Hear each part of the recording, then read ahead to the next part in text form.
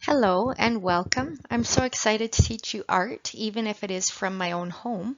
For those of you who don't know me, I'm Laura Mulvey and I normally teach art at St. Helena's School. Today we're going to learn about sculpture, a brief history. So this is a very brief history of sculpture, probably as brief a history as you're going to get, I believe, considering it fits onto one page and we're beginning as early as 35,000 BC. So we'll start with the Lion Man of Hohensteinstadel. It was found in Germany. Its name is German Lowenmensch, means lion human.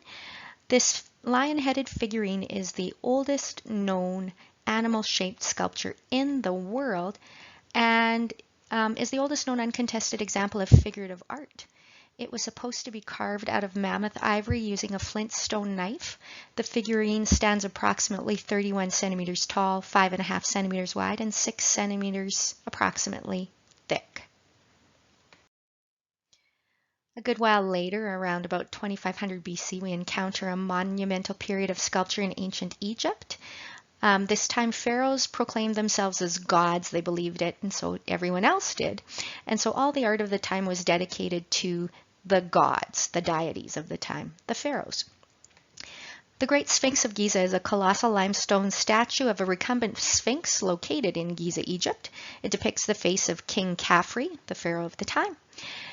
It's one of Egypt's most famous landmarks. It measures 73 meters long and 20 meters high, featuring a lion's body and a human head adorned with a royal headdress.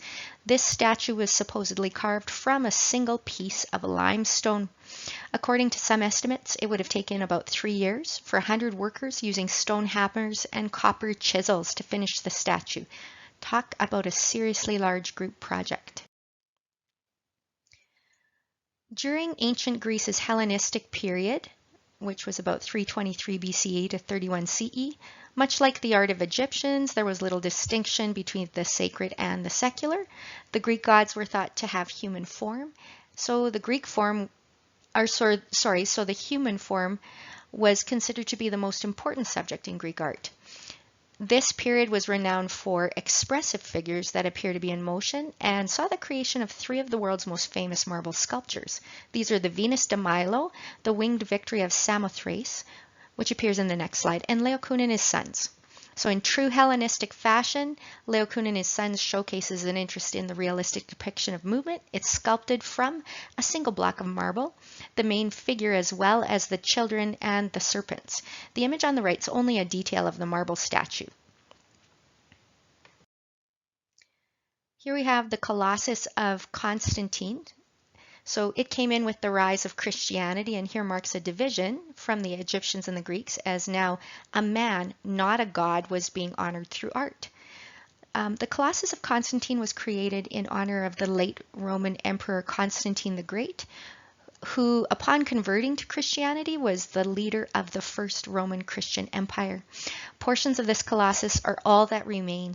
The great head, arms, and legs of the colossus were carved from white marble, while the rest of the body consisted of a brick core and wooden framework that was possibly covered with gilded bronze. So judging by the size of the remaining pieces, the seated enthroned figure would have been about 12 meters high. The head is about 2.5 meters, and each foot measures over 2 meters long. So if you look at the bottom picture to the right, you can see the size of the woman compared to the size of the foot, and it is quite imposing. So here we have a gargoyle on top of Notre Dame Cathedral, Paris.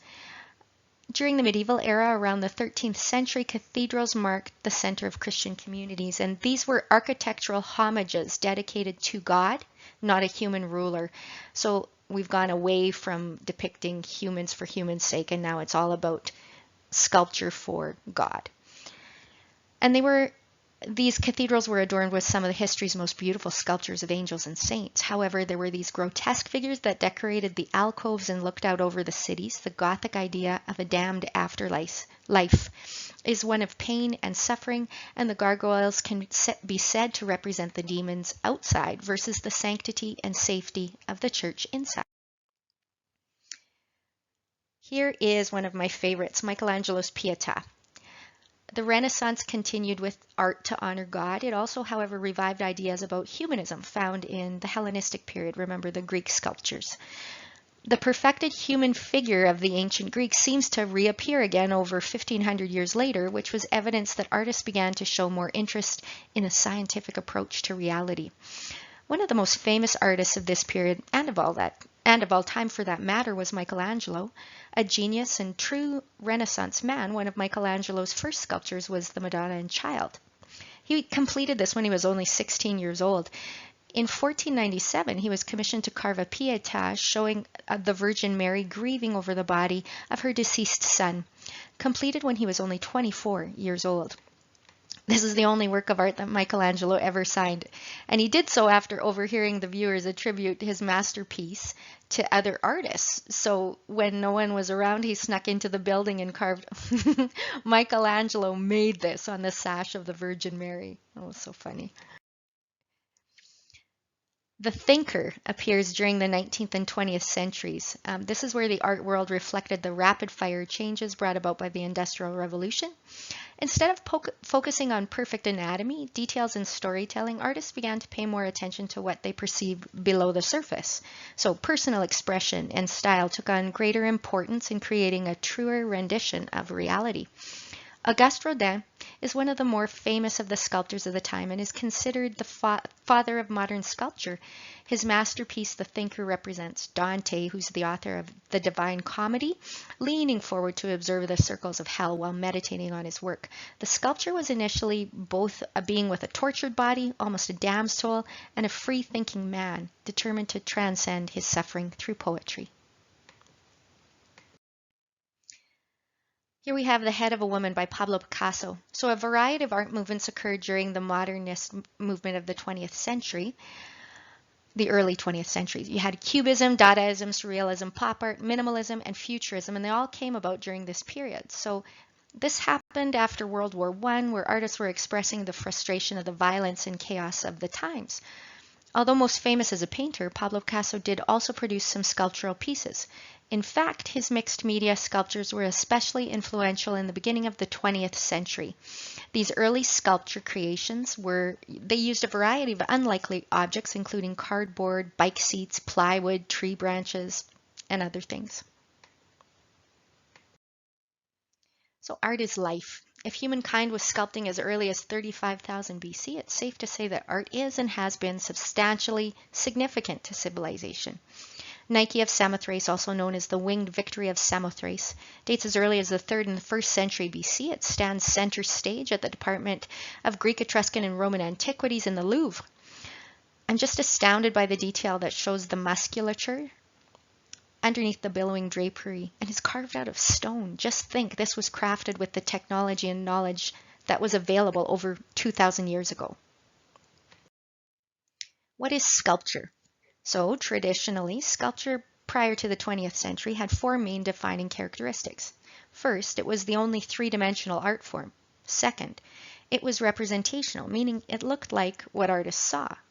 Third, it was viewed as an art of solid form. And fourth, traditional sculptures used only 2 main techniques, carving or modeling. However, sculpture takes on a far wider definition today.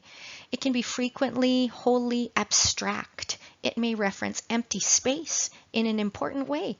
It can also be kinetic and capable of movement. Finally, as well as being carved or modeled, it can be assembled, glued, projected holographically, think of light shows, or constructed in a wide variety of ways.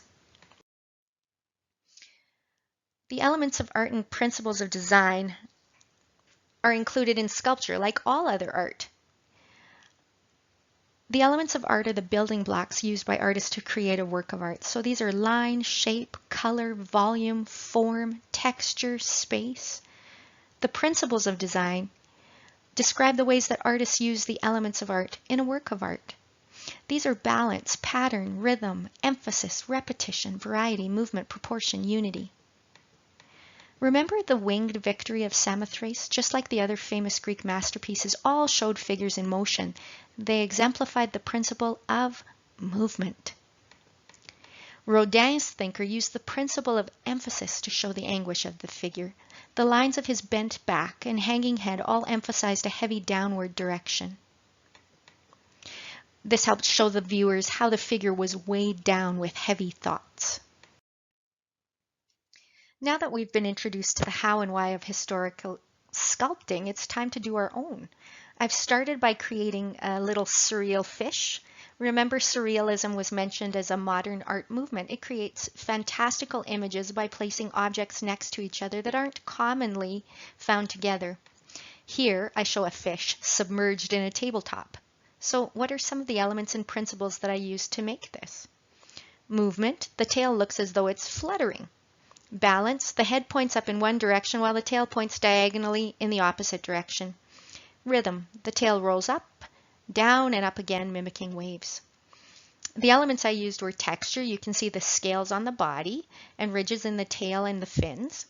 I used volume. There's actual volume where I created in the round forms of the fish's head and the body, and the flat forms are found in the tail and fins.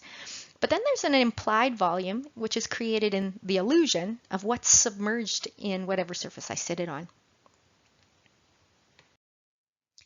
What will you create? Using cold porcelain, choose a subject to sculpt. Your artist's prompt is below the surface. I chose below the surface as the artist's prompt because the 19th century artists wanted to have their audiences imagine more than what was seen. My tabletop goldfish has viewers imagine the submerged part of the fish. Start by brainstorming at least 10 words that come to mind when you think of the phrase below the surface. Let all your ideas flow and choose your best. Then when creating your sculpture, you must use at least 5 of the elements and principles in any combination. You'll see these elements and principles I listed for you are on the right-hand side of the slide. In the lessons that are included on D2L, you'll find a recipe for cold porcelain and instructions for techniques you'll need to learn to build your work. I look forward to seeing what you create.